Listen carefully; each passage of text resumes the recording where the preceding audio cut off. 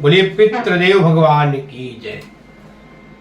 जिस किसी के पितृ रुष्ट हो गए हैं, जो बोलते हैं हमारे पितृ नाराज हो गए हैं, पितृदोष है, कहीं भी आप जाते हैं विद्वान के पास, ब्राह्मण के पास, तो उसमें आपको बताया जाता है आपके घर में पितृदोष है, आपके कार्य नहीं बन रहे हैं, आपके घर में बच्चों का शादी समय से नहीं हो पा रहा है, अगर शादी हो गया है तो बच्चे समय से पैदा नहीं हो रहे हैं, बच्चों की नौकरी लगने में दिक्कतें आ रही हैं, घर में कामकाज को लेकर के बहुत समस्या आ रही है, यहाँ तक कि इतना दिक्कत आ गया है आपकी खर्चा भी चलना मुश्किल हो गया हो।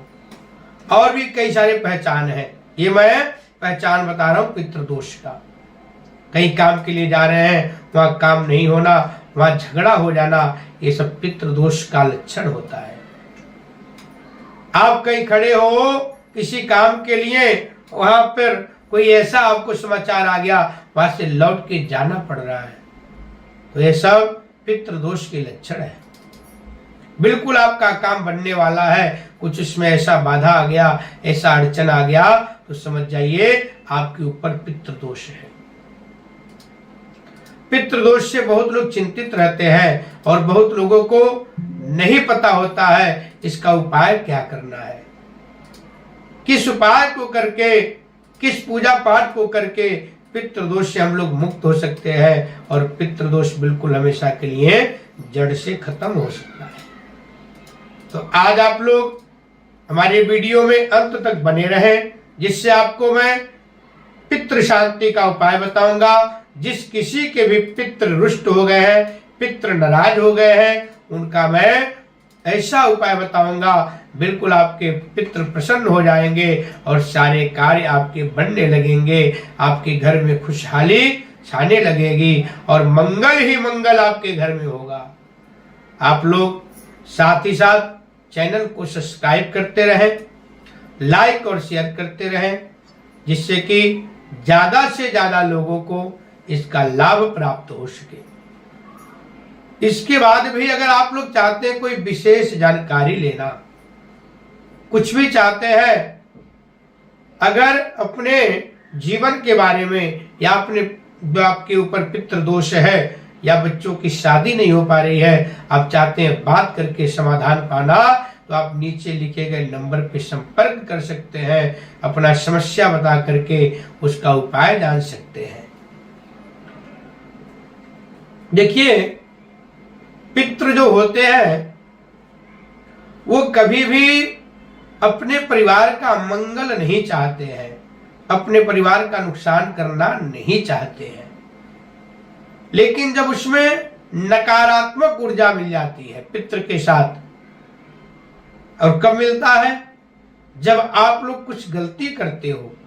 जैसे विधान है शास्त्रों में, कोई भी घर में फंक्शन होगा, कोई भी बड़ा कार्य होगा, कोई भी मंगल कार्य होगा, तो सबसे पहले भगवान के बाद पितरों का भी पूजा जाता है, पितरों को भी स्मरण किया जाता है, उनका बहुत विधि विधान के साथ उनका आमंत्रित करके पूजन होता है, उनको भोग चढ़ाया जाता है, वस्त्र दिया जाता है।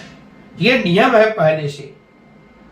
आप क्या करते हो, उस नियम को बंद कर देते हो, अपना सीधे सीधे गए, अपना कार्य किए और छुट्टी। नहीं, ऐसा नहीं करना है। इसीलिए पितृदोष आपके ऊपर लगता है और पितृ आपके रुष्ट हो जाते हैं। और भी कई सारे कार्य हैं, और भी बहुत सारी गलतियां होती हैं। मैं एक बार बता भी देता हूं, क्योंकि आप लोगों गलती दोबारा न करें, क्योंकि लोगों को लगता है जब हम पितृ कार्य करते हैं, पूजा पाठ करते हैं, तो भार उतार रहा हूं। हम लोग बहुत बड़ा हमारे ऊपर प्रेशर है, उस मतलब कोई प्रेशर दे करके काम करवा रहा है, कोई बिल्कुल जो है एकदम सर पे चढ़ा, नहीं तुम करो, ऐसा नहीं। आपको अपने आप बहुत ही प्रशंसा के साथ, बहुत ही खुशी के साथ पितृ कार्य को, देव कार्य को करना चाहिए। जब आपके घर में कोई एक्सपायर हो जाता है, कोई स्वर्गवास हो जाता है, तो उसकी सारी क्रिया बिल्कुल विधि विधान के साथ करना चाहिए। 2 दिन तक घर में चूल्हा नहीं जलता है, फल का सेवन किया जाता है, फलाहार किया जाता है। फिर जब दूध लग जाता है, बोलते हैं दूध लगा लो, उसके बाद आपके घर का चूल्हा जलेगा। दूध में केवल अपने परिवार के लोग बैठते हैं, सारी भोजन सामग्री आपके पास आ जाएगी, फिर उसमें थोड़ा थोड़ा दूध डाल दिया जाता है, 1-1 बूंद 2-2 बूंद। तो परिवार के लोग बैठ करके इस संस्कार को संपन्न करते हैं और बहुत विधि विधान के साथ प्रत्येक दिन सुबह शाम को घर में सबसे लास्ट के छोर से, लास्ट स्थान से ज्योत जलना शुरू होता है और 10वें दिन तक बाहर आते आते बिल्कुल गेट के बाहर आ जाते हैं। गरुड़ पुराण का कथा होता है, गायत्री का पाठ होता है और इस प्रकार का प्रक्रिया होता है। अपने खाने के पहले गाय के लिए भोजन निकाला जाता है, जल दिया जाता है और उस मृतक आत्मा के लिए, उत जीव आत्मा के लिए भी भोजन अलग से निकाल करके किसी पात्र में घर के बाहर रख दिया जाता है। किसी न किसी रूप में आकर के वो ग्रहण करेंगे। ये कार्य आप लोगों को पूरा 13वीं तक करना चाहिए, जब तक आपका 13वीं संस्कार नहीं हो जाता है। एक बात और मैं बता दूं, ये सब विधि लोग सोचते हैं शॉर्ट काट कर लिया जाए, कम दिन में कर लिया जाए, लेकिन ऐसा नहीं करना चाहिए। आज तो आप कर लेंगे, कोई दिक्कत नहीं है, लेकिन आगे चल के बहुत बड़ा परेशानी आपके सामने खड़ा हो जाएगा, फिर उसका रास्ता आपको नहीं मिलेगा। फिर जब कार्य बिगड़ जाएगा, फिर आपको पछताने से कोई भी फायदा नहीं प्राप्त होने वाला है। इसीलिए पहले ही आप उस कार्य को ऐसा करें जिससे वो दिक्कत, वो बाधाएं आपके पास आए ही ना। तो आप पहले ही उस कार्य को कर लीजिए, उस विधि को कर लीजिए, बिल्कुल आपके ऊपर बाधाएं और बिल्कुल ही नकारात्मक शक्ति हावी न हो। पूरा तरीके से करिए। 10वें तक आप गरुड़ पुराण सुनिए। 10वें के बाद मुंडन संस्कार होता है पूरे परिवार का, एकादशा होता है, द्वादशा होता है, मलिन खोडसी, उत्तम खोडसी, मध्यम खोडसी, सारी प्रक्रिया कराइए। 10वां के दिन मुंडन होता है, एकादशा के दिन महापात्र आते हैं, वो सारी क्रिया करके गौदान बैतरणी नदी पार कराते हैं, उनको सैया दान दिया जाता है, दान दे करके उनको विदा किया जाता है खुशी खुशी। उसके बाद 13वीं संस्कार किया जाता है।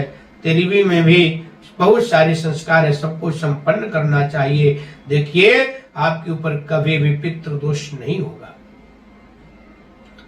अब जिसके ऊपर पितृदोष हो गया है, बहुत सारे बाधाएं आ रही है, अब उनको कैसे छुटकारा पाना है, क्या उसको उपाय करके ये सारी समस्याओं का हल निकालना है, तो मैं आपको बताना चाहूंगा। एक तो आप त्रिपिंडी श्राद्ध करके आप सभी पितृदोष से, पितृ ऋण से मुक्त हो सकते हैं और पितरों को प्रसन्न कर सकते हैं। त्रिपिंडी श्राद्ध कोशिश करना चाहिए। त्रिपिंडी श्राद्ध अगर श्राद्ध के समय में कराया जाए तो उसका बहुत अधिक फल प्राप्त होता है, बहुत ज्यादा फल प्राप्त होता है।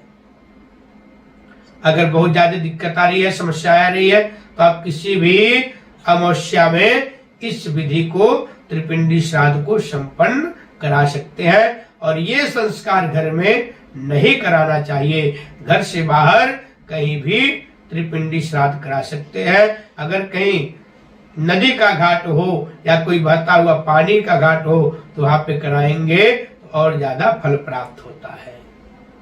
उसके बाद मैं एक उपाय बताऊंगा पितृदोष निवारण के लिए।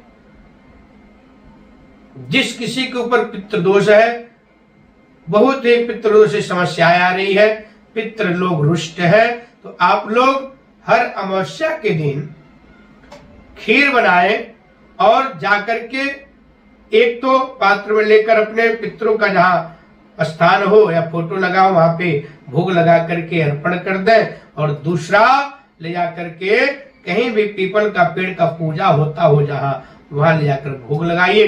फिर उस खीर को बांट दीजिए, ऐसे आप प्रत्येक अमावस्या को करते रहे। साथ ही साथ अमावस्या के दिन सफेद वस्तुओं का दान चालू कर दें, जैसे चावल हो गया, आटा हो गया, चीनी हो गया, मिश्री हो गया, सफेद कपड़ा हो गया, ये सब दान करते रहिए। और साथ ही साथ एक मैं मंत्र बता देता हूं, इसका जप करते रहे। सबसे पहले 108 बार ओम गंग गणपति नमः बोले, उसके बाद जो मैं मंत्र बोल रहा हूं ध्यान पूर्वक सुनकर के इस मंत्र का आपको जप करना है। बोले पितृदेव भगवान की जय। ओम देवताभ्य पितृभ्यश्च महायोगिभ्येव च नमः शुभायै स्वधायै नित्यमेव नमो नमः। इस मंत्र को जितना ज्यादा से ज्यादा आप जप करेंगे उतना आपको अधिक लाभ की प्राप्ति होगा। ये आपको हमेशा करना है, आप कभी भी कर सकते हैं। इसमें कोई आपको मुहूर्त और शुभ घड़ी देखने की जरूरत नहीं है। एक बार अच्छे समय में शुरू कर लीजिए, फिर इसको कंटिन्यू करते रहिए, तो कुछ ही दिनों में आपका पितृदोष बिल्कुल समाप्त हो जाएगा। दूसरा उपाय मैं बता दूं, जिस किसी के ऊपर भी पितृदोष है वो लोग पितृ तर्पण करना प्रारंभ कर दें, देव तर्पण, ऋषि तर्पण करना प्रारंभ कर दें। किसी पात्र में जल ले लें, पात्र में भगोना में जल ले करके उसमें दूध डाल दें, गंगा जल डाल दें, काला तिल डाल दें और थोड़ा सा चावल डाल देना चाहिए। हाथ में अंगूठा के बीच में एक कुशा का मोटक दबा लें और कुशा का पैती एक रिंग फिंगर में धारण कर लें। सबसे पहले देवताओं का देव तर्पण करें, पूरब के तरफ मुंह करके, सीधा जनेऊ पहन करके, घुटने से बैठना चाहिए। तर्पण करते समय घुटने पे बैठ करके तर्पण किया जाता है। फिर आप करें ऋषियों का तर्पण, उत्तर दिशा में मुंह करके ऋषि का तर्पण करें, ये भी घुटने पे होगा सीधा जनेऊ करके। उसके बाद आप पितृ तर्पण करें, जनेऊ को उल्टा करके, ये भी घुटने पर बैठ करके होगा, लेकिन जनेऊ उल्टा करके पितृ तर्पण होगा। देव तर्पण, ऋषि तर्पण, पितृ तर्पण करना है। उसके बाद ब्राह्मण भोजन कराए। ये प्रक्रिया, ये उपाय कुछ दिनों तक करते रहे कंटिन्यू। और गीता में जो 8वां अध्याय है उसका पाठ करना चाहिए। गीता के 8वें अध्याय का पाठ करें, देखिए आपका पितृदोष बिल्कुल खत्म हो जाएगा। कम से कम 41 दिन लगातार करें इस प्रक्रिया को, इस उपाय को, तो आपका पितृदोष बिल्कुल जड़ से नष्ट हो जाएगा। और 41 दिन लगातार ब्राह्मण को भोजन भी कराएं, देखिए बिल्कुल जड़ से आपके पितृदोष खत्म हो जाएगा।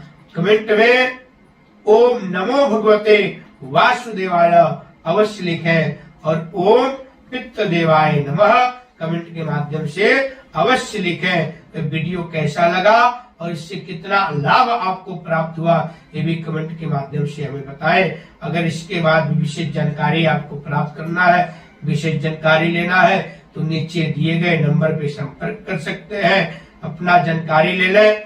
जो कुछ भी आपको पूछना है, समझना है, आप समझ सकते हैं, पूछ सकते हैं, अपना कुंडली दिखा सकते हैं, और जो भी आपको पूछना है बिल्कुल निसंकोच पूछ सकते हैं। पूरे पितृदेव भगवान की जय।